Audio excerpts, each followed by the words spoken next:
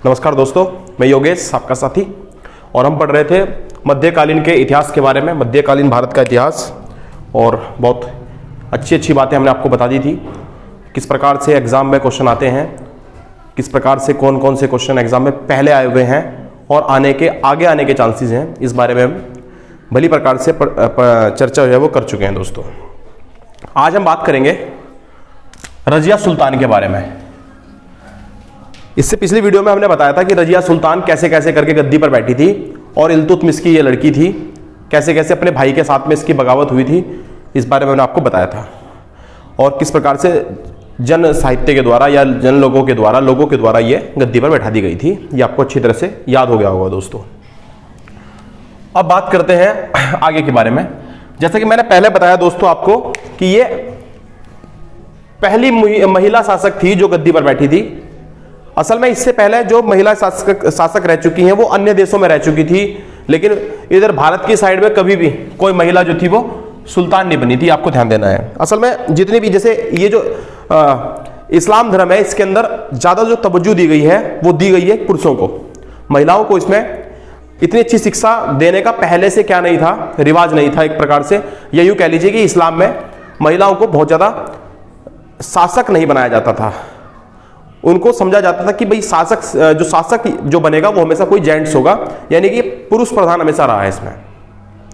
लेकिन ये इल्तुतमिश जो था वो पहला ऐसा शासक था जिसने रजिया सुल्तान पर क्या दिखाया था, विश्वास जताया था। इसका ये कहना था कि मेरे जो पुत्र हैं उनके पास, मेरे पुत्रों के पास इतनी क्षमता नहीं है जितनी मेरी इस पुत्री के पास है। तो ये कहना किसका था, इल्तुतमिश का था दोस्तों। 1236 से लेकर के 1240 तक इसने राज किया। हालांकि ये छोटा ही शासन काल रहा इसका, लेकिन जितने साल भी ये जी, इसने कभी भी किसी योग्य शासक की भांति क्या करा, हमेशा परिचय दिया और हमेशा जो है कभी किसी दूसरे के दबाव में आकर के कभी काम करना इसको पसंद नहीं आया। आगे बात करते हैं दोस्तों।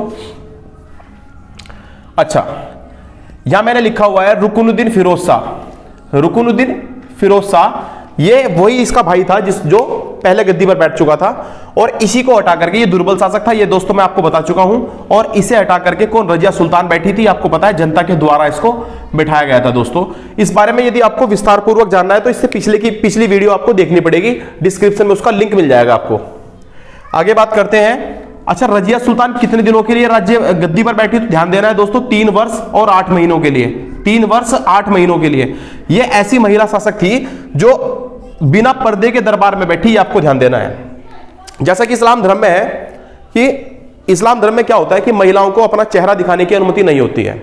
वो पूरे दिन जो है वो क्या रखती हैं, ज्यादातर बुर्का वगैरह रखती हैं। लेकिन ये ऐसी महिला शासक थी जिसने ये समझ लिया था कि अगर कोई गद्दी पर बैठा है, अगर कोई राजा गद्दी पर बैठा है तो वो सिर्फ एक राजा है, ना वो लड़का है और ना वो लड़की है।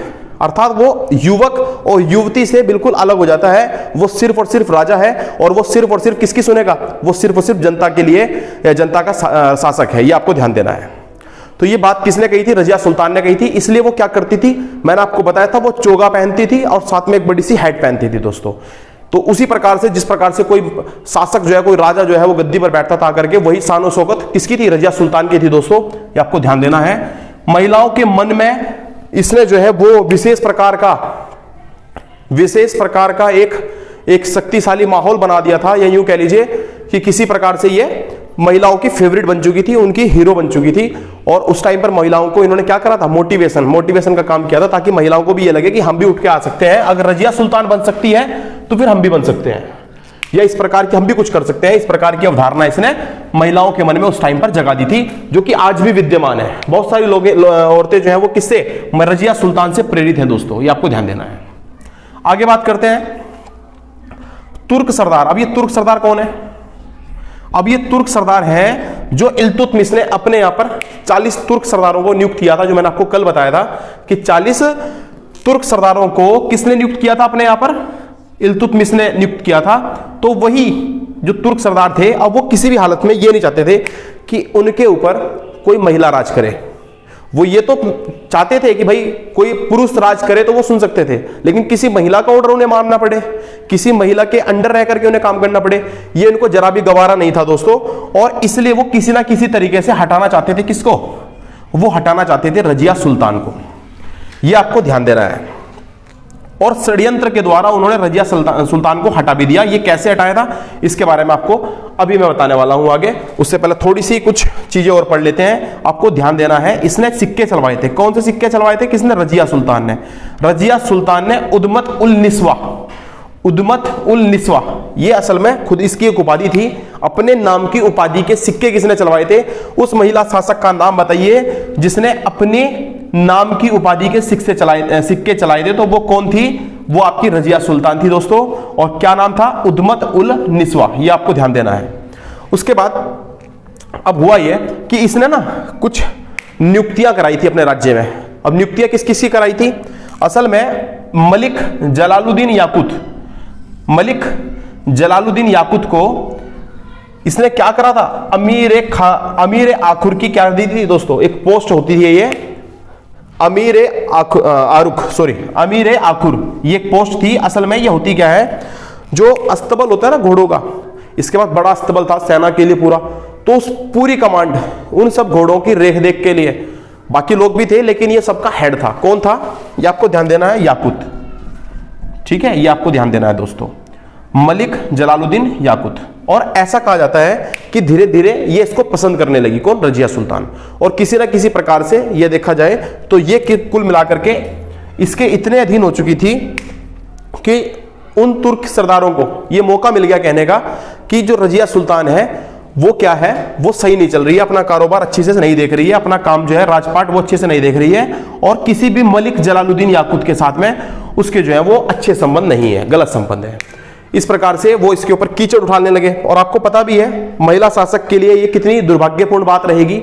आज भी अगर कोई लड़की कहीं चौक से जाकर के किसी से लड़के से बात भी कर रही है तब भी लोग समझते हैं कि ये सही नहीं है। तो उसी तरीके से वो तो रजिया सुल्तान थी, तो उसके बारे में लोग कैसे ये चीज अच्छी मान सकते थे। और तो वही बात हुई कि रजिया सुल्तान को यहां से गद्दी से हटाने का इनको मौका मिल गया।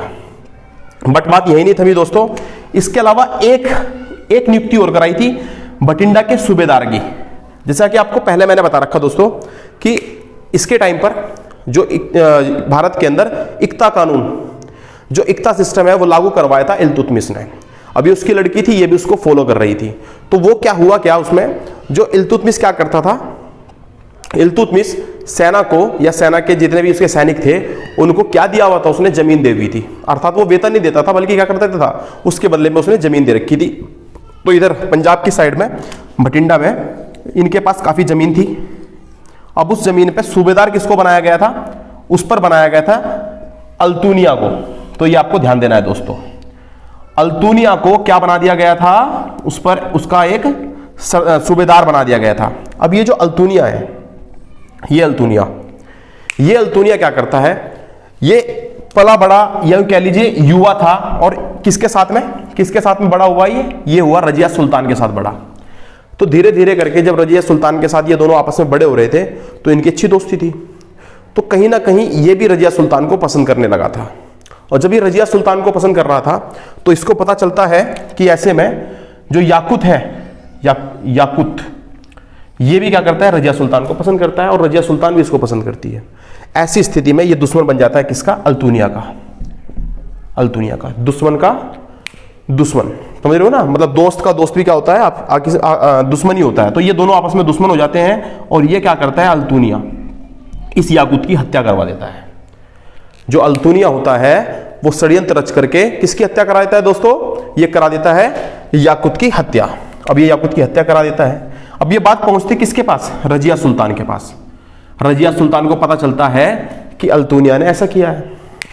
तो ये क्या करती है? रजिया सुल्तान चलती है कहां पर? पंजाब की साइड में, बठिंडा की साइड में चलती है, और ये जाती है किसके पास? अल्तुनिया के पास, उससे बदला लेने के लिए। जब ये बदला लेने के लिए जा रही होती है, बठिंडा जा रही होती है, तो वहां जाकर के होता यह है कि अल्तुनिया जो था उसको पहले से पता था, अल्तुनिया को पहले से पता था कि रजिया सुल्तान यहां पर आ रही है, तो अपनी सेना वेना तैयार रखता है। और ऐसे में जब इन दोनों के बीच में युद्ध होता है, अल्तुनिया के बीच में और रजिया सुल्तान के बीच में, तो रजिया सुल्तान हार जाती है। और हारने वाली स्थिति में इसके पास दूसरा कोई ऑप्शन नहीं था, और इसको शादी करनी पड़ती है किससे? अल्तुनिया से। क्योंकि अल्तुनिया पहले से ही किसे पसंद करता था? रजिया को पसंद करता था। तो ये अल्तुनिया इससे जबरन शादी कर लेता है दोस्तों, ये आपको ध्यान देना है। इसके पास दूसरा कोई चारा भी नहीं था। ऊपर से वो जो तुर्की सरदार, जो 40 तुर्की सरदार थे, जो कि किसी ना किसी प्रकार से खिलाफ थे, किसके, जो कि खिलाफ थे रजिया सुल्तान की गद्दी के, अर्थात वो बिल्कुल भी नहीं चाहते थे कि रजिया सुल्तान ही गद्दी पर बैठी रहे। तो ऐसी स्थिति में उन्होंने भी षड्यंत्र रच दिया और उन्होंने किसको, बहराम को, किसको, बहराम को। अब ये बहराम कौन है? बहराम असल में इन्हीं तुर्क सरदारों में से, सॉरी, इन तुर्क सरदारों में से एक था। और बहराम को क्या करते, सॉरी माफ कीजिए, ये जो बहराम है ये भाई था किसका, ये भाई था रजिया सुल्तान का। और रजिया सुल्तान का ये भाई ये गद्दी पर बैठ जाता है। ये मौका देखता है कि रजिया कहां जा रखी है, अल्तुनिया जा रखी है पंजाब, अल्तुनिया से लड़ने के लिए। बीच में गद्दी पर कोई नहीं बैठा हुआ है, 40 तुर्क सरदारों के मदद से ये खुद गद्दी पर बैठ जाता है। और ऐसी स्थिति में जब ये गद्दी पर बैठ जाता है, उधर से अल्तुनिया और रजिया, अल्तुनिया और रजिया सुल्तान दोनों पति पत्नी ये सोच करके कि भाई दिल्ली में जाकर के दोबारा से क्या करना है, कब्जा करना है, अपने भाई को हराना है। तो उस भाई को हराने के लिए, अर्थात ये जो अल्तुनिया है अपने साले को हराने के लिए और ये जो बहन है अपने भाई को हराने के लिए निकल पड़ते हैं। जब ये रास्ते में आ रहे होते हैं तो रास्ते में होता यह है कि रास्ते में कुछ डाकू का एक गिरोह इन दोनों को घेर लेता है, किनको, अल्तुनिया को, रजिया को।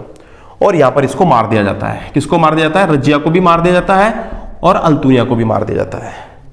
किस जगह पर मारा जाता है? ऐसा कहा जाता है कि ये किसने मरवाया था? बहराम और 40 तुर्क सरदारों ने मिलकर के उन डाकुओं के द्वारा किसको मरवा दिया गया था? अल्तुनिया को और रजिया को, दोनों को मरवा दिया गया था दोस्तों। तो हत्या कर दी जाती है रजिया की और अल्तुनिया की। जगह का नाम पूछ लिया जाए तो कैथल नामक स्थान पर, यह इंपॉर्टेंट रहता है दोस्तों। ये हो गई रजिया सुल्तान की यहां पर पारी समाप्त। आगे बात करते हैं दोस्तों। अब बात करेंगे हम बलबन के बारे में। हमने आपको कल बताया था कि हम विस्तार पूर्वक चर्चा करेंगे। उम्मीद तो मुझे यह है कि आज भी इसकी चर्चा नहीं हो पाएगी, बट फिर भी जितना हो पाएगा उतना बताएंगे आपको। असल में ये था कौन बलबन? ये था इल्तुतमिश का दास। जिस प्रकार से मोहम्मद गोरी ने कुतुबुद्दीन ऐबक को खरीदा था, जिस प्रकार से कुतुबुद्दीन ऐबक ने इल्तुतमिश को खरीदा था, ठीक उसी प्रकार से इल्तुतमिश ने किसको खरीदा था? बलबन को खरीदा था। और बलबन को खरीद करके तुर्क ए चहलगामी का मेंबर बना दिया था। अब ये तुर्क ए चहलगामी मैंने आपको कल बताया था दोस्तों। ये वो जो 40 सरदारों का जो गिरोह था, जो इसने अपने दरबार में, अपने शासन में लागू करवाया था, बनवाए थे 40 तुर्क सरदार जो इसने स्थापित करे थे, उनमें से एक था दोस्तों। कौन था? बलबन। ठीक है, ये बात आपके समझ में आई होगी। रजिया सुल्तान के दरबार में भी रहा ये बलबन उन तुर्क सरदारों में। रजिया सुल्तान का जब दरबार था या रजिया सुल्तान का जब शासन था, तो उस टाइम पर इसको रजिया सुल्तान ने आमिर ए शिकार का क्या दिया था? उपाधि दी थी दोस्तों। ये ध्यान रखना है आपको। पेपर में क्वेश्चन पूछा जाता है आमिर ए शिकार। क्वेश्चन किस प्रकार से आता है? आमिर ए शिकार किसको कहा गया है इतिहास में? तो आप आसानी से बता दोगे बलबन को कहा गया है। क्वेश्चन ये भी पूछता है किसने कहा है, तो आप बताओगे रजिया सुल्तान ने कहा है। ये कहां से खरीदा गया था, तो आप बता दोगे वही ईरान से खरीदा गया था। किसने खरीदा था, तो आप बताओगे इल्तुतमिश ने खरीदा था। उम्मीद करता हूं इतनी बातें आपके समझ में आई होंगी दोस्तों। चलिए खैर, ये बात भी निपटी। फिर ये जो बहराम शाह था, बहराम शाह, ये कब तक रहा, जिसके बारे में हमने अभी बात करी, ये 40 से 42 तक रहा। देखो 36 से लेकर के 40 तक तो रजिया सुल्तान रही दोस्तों। उसके बाद 40 से लेकर के 42 तक कौन रहा? बहराम शाह रहा। इसके बाद बच्चों, बहराम शाह के बाद अलाउद्दीन मसूद शाह, ये कब तक रहा? 4 साल रहा। असल में ना बलबन था तो बहुत शिकारी आदमी और बहुत दिमाग का तेज भी था, लेकिन इसके पास सिर्फ और सिर्फ एक चीज की कमी थी, वो ये कि ये जो था ना, ये इस शासन से जुड़ा हुआ नहीं था। असल में ये 40 सरदारों के गिरोह में शामिल था, तो ये डायरेक्ट क्या नहीं कर सकता था, खुद गद्दी पर नहीं बैठ सकता था। क्योंकि गद्दी पर बैठता तो जनता क्या कर देती? विद्रोह कर देती कि भाई परिवार का कोई नहीं बैठा। समझ रहे हो ना, परिवार को कोई नहीं बैठा, उन 40 में से बैठा दिया जो बाहर से लेके आए थे, तो इनमें से ये डायरेक्ट नहीं बिठाया जा सकता था। तो ऐसी स्थिति में बलबन ने खुद तो गद्दी पर नहीं बैठा, लेकिन क्या हुआ, उसके बाद अलाउद्दीन मसूद शाह बैठा। और अलाउद्दीन मसूद शाह कितने तक? 42 से लेकर के 46 तक। इसने भी बलबन को क्या कहा है? आमिर हाजिब। आमिर शिकार किसने कहा है? आमिर शिकार रजिया सुल्तान ने दोस्तों। आमिर हाजिब किसने कहा है? आमिर हाजिब कहा है बलबन को अलाउद्दीन मसूद शाह ने दोस्तों। आमिर हाजिब का मतलब होता है दरबारी शिष्टाचार का प्रमुख। दरबारी शिष्टाचार का प्रमुख किसने कहा है? ये कहा है अलाउद्दीन मसूद शाह। जितनी भी बातें दोस्तों मैं आपको बता रहा हूं, ये वर्ड जो आपको देखने में हार्ड लग रहे हैं और आपका मन करता होगा क्या ये हमें सभी याद करने पड़ेंगे? जी हाँ दोस्तों, ये आपको सारे याद करने पड़ेंगे। ये उन्हें याद करने पड़ेंगे जिन्हें सरकारी नौकरी चाहिए। जिन्हें सरकारी नौकरी नहीं चाहिए उन्हें ये याद करने की बिल्कुल भी आवश्यकता नहीं है दोस्तों, क्योंकि पेपर में जब ये आएंगे तो फिर वो ये हार्ड या कठिन जो है या आसान नहीं देखेगा, आपको ये याद करने ही होंगे दोस्तों। आगे की बात करते हैं। उसके बाद यहां तक मैंने आपको समझा दिया। अब इसके बाद होता कौन है? ये जो नासिरुद्दीन है। देखो बलबन ने कितनी लंबी तपस्या करी। बलबन इल्तुतमिश के समय से चला आ रहा है। रजिया सुल्तान का शासन देखा, इल्तुतमिश का शासन देखा, उससे पहले फिर ये रुकुनुद्दीन फिरोज शाह का शासन देखा, उसके बाद इल्तुतमिश के बाद रजिया सुल्तान के बाद बहराम का शासन देखा, बहराम के बाद अलाउद्दीन मसूद शाह का शासन देखा और उसके पश्चात नसीरुद्दीन महमूद का शासन देखा। नसीरुद्दीन महमूद ये कौन था? असल में ये बलबन का दामाद था। बलबन ने इसको दामाद बना लिया था 1249 में। 1246 पे गद्दी पर बैठा और 1249 में बलबन ने इसे दामाद बना लिया। देखो कितना तेज खिलाड़ी रहा होगा, ये कैसा रहा होगा कि इसने कितनी लंबी प्लानिंग करी और उसके पश्चात क्या हुआ? अपनी लड़की की शादी किससे करा दी? सुल्तान से करा दी, राजा से करा दी। किससे करा दी? नसीरुद्दीन महमूद से करा दी। और खुद ही 1266 में दोस्तों से मार दिया। 1266 में किसको मार दिया? नसीरुद्दीन अपने ही दामाद को मार दिया और अपने दामाद को मार करके गद्दी पर बैठने वाला शासक है। इसलिए मैंने आपको कहा था कि यही था सबसे जो था ना, मतलब इसने इतना तगड़ा षड्यंत्र रचा बलबन ने कि इसने अपने ही दामाद को मार करके गद्दी पर बैठ गया था। तो ये आपको समझ में आया होगा। बलबन को उलूक खां बलबन को उलूक खां की उपाधि किसने दी थी दोस्तों? इसी के दामाद नसीरुद्दीन शाह ने दी थी। ये आपको ध्यान रखना है दोस्तों। खैर इतनी बातें जो मैंने आपको समझाई, उम्मीद करता हूं आपके समझ में आई होंगी दोस्तों। बलबन के बारे में बहुत अच्छी बातें और बहुत कुछ अभी बाकी है, ये हम आपको नेक्स्ट वीडियो में बताएंगे और उम्मीद करता हूं आपकी रुचि जो है वो इनमें बन रही होगी और आपको आगे का पार्ट जानने के लिए भी थोड़ा सा मन कर रहा होगा। तो उसके बारे में हम कल आपको विस्तार पूर्वक बताएंगे दोस्तों। चैनल को लाइक करें, सब्सक्राइब करें, कमेंट करना बिल्कुल ना भूलें। आपके जितने भी कमेंट और लाइक होते हैं वही मेरा मोटिवेशन या डीमोटिवेशन करते हैं। जैसा भी हो मेरा मोटिवेशन ही होने वाला है दोस्तों। आप अच्छा लिखो तो भी, गलत कहोगे तो भी, उससे मुझे हमेशा सीखने के लिए मिलेगा। धन्यवाद।